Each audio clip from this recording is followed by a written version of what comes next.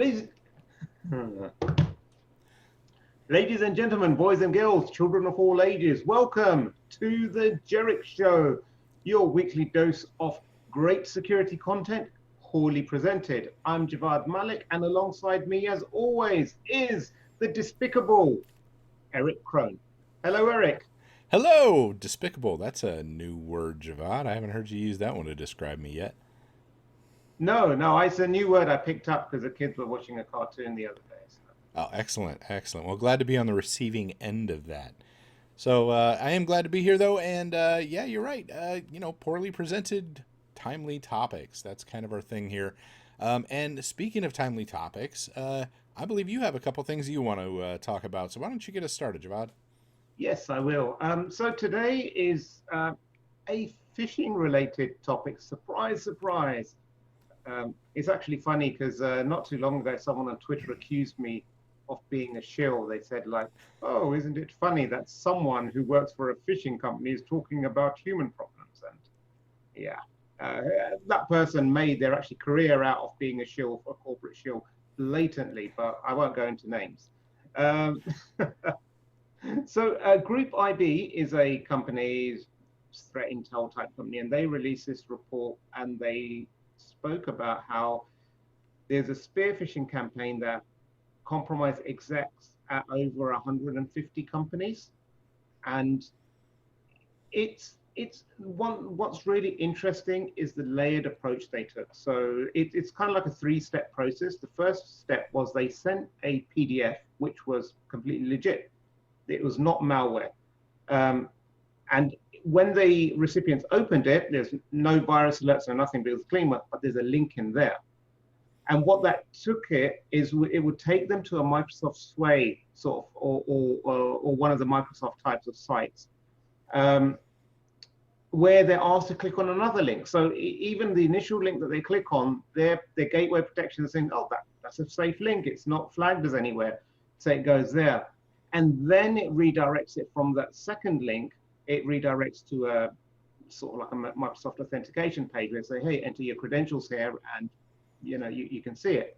So you can see the clever thing is that they're going through layers just to avoid the technical checks and balances. And so I just thought it's really interesting because no matter how good we get at that technical level and how deep we inspect the emails, unless we can go to the second and third hop and look behind captures and all that kind of thing, we are quite limited in the visibility we get, and the bad guys are just capitalizing on that. What one thing is, again, I think it's a lot of it boils down to making the user aware, training them so that they can see what's happening. And I suppose because these are execs, I think the assistants, the PAs, EAs, the ones who actually open a lot of their emails, their training is super, super important. Yeah, I agree, and that's a piece that a lot of people leave out is the EAs or the executive assistants or personal assistants. They have all the same rights and they read all the same emails, and yet they don't necessarily get the same training a lot of times as execs. Now, it's interesting, that layered approach. Not only does it get around some of the technical layers, but it also gets around a lot of the psychological layers, right? So you open it, you look at it, you go, oh, well, this document's safe, right? They figure out that the document's safe, and now their guard goes down. So then they click on something else, and it takes them somewhere else, and then follows up like that. But by that time, they've already established in their mind, well, it didn't trigger any alarms. I hovered it. It went to where it said it was going to go. This is obviously safe. And then they stop looking. They stop being concerned about it, right? I just did some quotes for a story about a bunch of finance groups, and it was executives as well, who got phished, and it was a credential phish, and ended up getting their credentials through the same sort of tricks, right? Basically sending them something, having them go through a couple steps to a login page for Microsoft, and then grabbing their credentials, and then it's all over with from there. Your CFO loses their email account, doesn't know that someone else has access. It goes pretty quick. Next thing you know, there's wire transfers happening, things like that. So, very similar sort of situation, and we're seeing this just over and over again. And I think it's funny, like, You mentioned somebody was giving you a hard time about talking about phishing. Well, quite frankly, I mean, yeah, we work for a company that does simulated phishing and training, but dude, we're here because we actually think it's a problem, and I think we're kind of backed up on that out there. When you look at what it is that causes all these breaches and all the problems, it is almost always phishing. I mean, how many times have you opened a news story and you're like, oh, it's going to be phishing, right? Yeah, yeah. So yeah, it's and the social engineering piece is incredibly fascinating with this, the psychology that they get into behind it. It's why I love talking about that side of things. But the tricks and tips that they use, or tricks that they use to get people to do stuff, it's pretty interesting to watch it kind of play out. Now, from my side, what I wanted to talk about today was a little bit, speaking of tips and tricks. We're going to be coming down on the back end of this COVID-19 virus, at least here in the U.S. I don't know about where you're at, Javvad, but we're starting to open things back up here, and we're talking about, the state is opening up. Some of the beaches here in Florida are going to open again on Monday. They're wanting to do social distancing, all this, but companies are also starting to open up on Monday, and what that means is people are going back to work. And the chaos that we saw as everybody was coming home is going to be recreated in some senses going back to work. Now, in one of our morning meetings the other day, our CEO mentioned getting people into the building. Like, how do you do more than one person in an elevator, right? And how's that going to work? And I think we're going to see a lot of that kind of stuff where people are going, oh, wait a minute, that doesn't work that way. Or, you have to have people spaced 6 feet apart. Well, that's not cubicles anymore, right? So how are you seating people? And I think in the middle of that, we're going to see another uptick in the kinds of attacks that we saw as everybody moved out. I mean, we saw things spike hugely. We've all seen the numbers on that.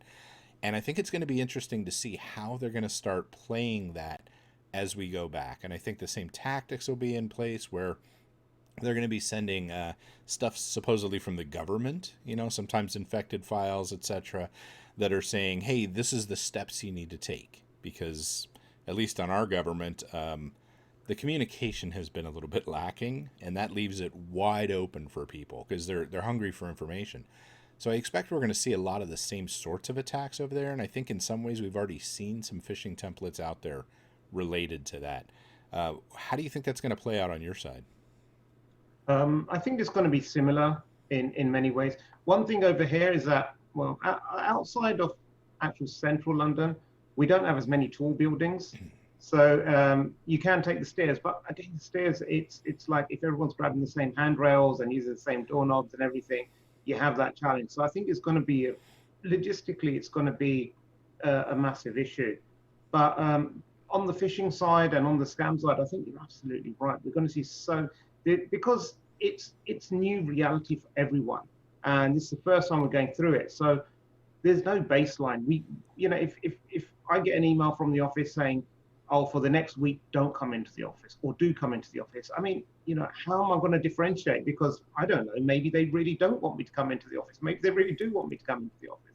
There's all these things going on that is just, it's going to be a melting pot where every sort of criminal and scam artist is going to try their hand at one angle or the other. So it's a time where heightened vigilance is absolutely essential.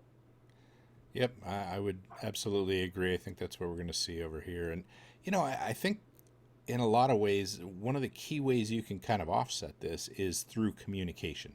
Make sure that everybody knows how to communicate, how to ask those questions from the organization. Like you said, you get an email that says, come in or don't come in or whatever. How do you confirm that? Make sure everybody understands how to do that. And that seems to be the biggest breakdown so many times when things go off the rails is communication. People either don't know how to communicate, they're afraid to communicate and reach out to people, and the messaging is just utter garbage. Yeah, yeah.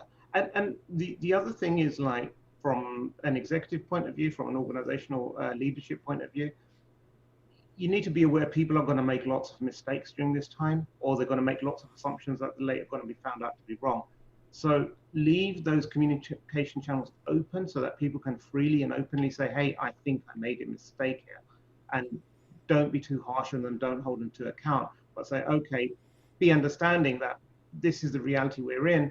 People just aren't sure and mistakes are going to happen. Okay, how can we work together? Because as soon as you start reprimanding people for making mistakes, you're going to shut down those communication channels altogether. Yep. And from the IT side, those teams are going to be busy, hopefully, fixing the things that they put in place to support the work at home stuff. All the temporary things they did. Oh, we'll just give them permissions here. We'll just open this up. We'll, pop this out, RDP out to the internet, right? We've talked about that. There's going to be a lot of stuff going on there that maybe a lot of people don't realize. And so we've got to be patient as well, because like you said, this is new for all of us. This is a new normal, but we're all learning how to do this. I mean, how many of us have had a mass work from home exercise and then return to the office exercise in real life, right?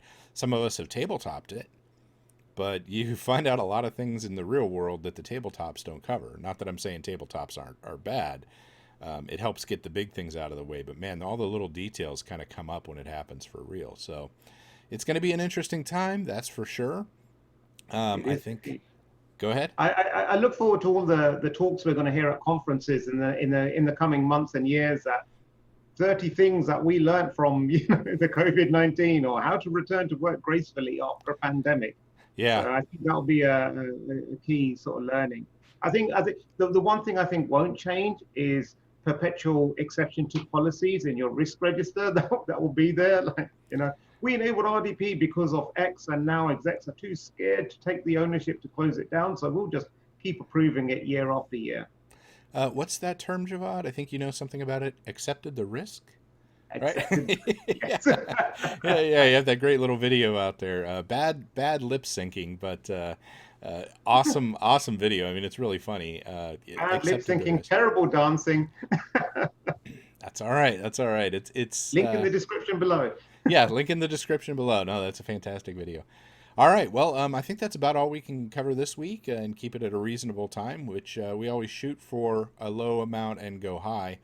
But ultimately, my closing statements on this is be safe out there. Keep your eyes open. Don't forget to have fun in the middle of all this. It's something that a lot of people are forgetting to do, myself included. But have some fun. Enjoy yourself. And let's hear what you have to say, Javvad. Yeah, so one thing I've seen is on Twitter lately, there've been a lot of these kind of like these chain tweets going. They're a bit of fun. It's like you choose like what are your top 5 favorite films or your top albums from the 90s. You list them out and then you tag your other friends. I think use them as an opportunity to reach out to people that you haven't spoken to for a while or what have you. Like Erich said, have fun, but also just like keep in touch with people and just do a sense check on how people are, because one thing I found last week is that not everyone's in a good place mentally or socially, so sometimes that little reach out makes a big difference. So that's my final thought this week. All right, well, thank you everyone for tuning in and enjoying the show once again. And Javvad, I'm going to let you leave it on your catchphrase. Stay secure, my friends. Take care.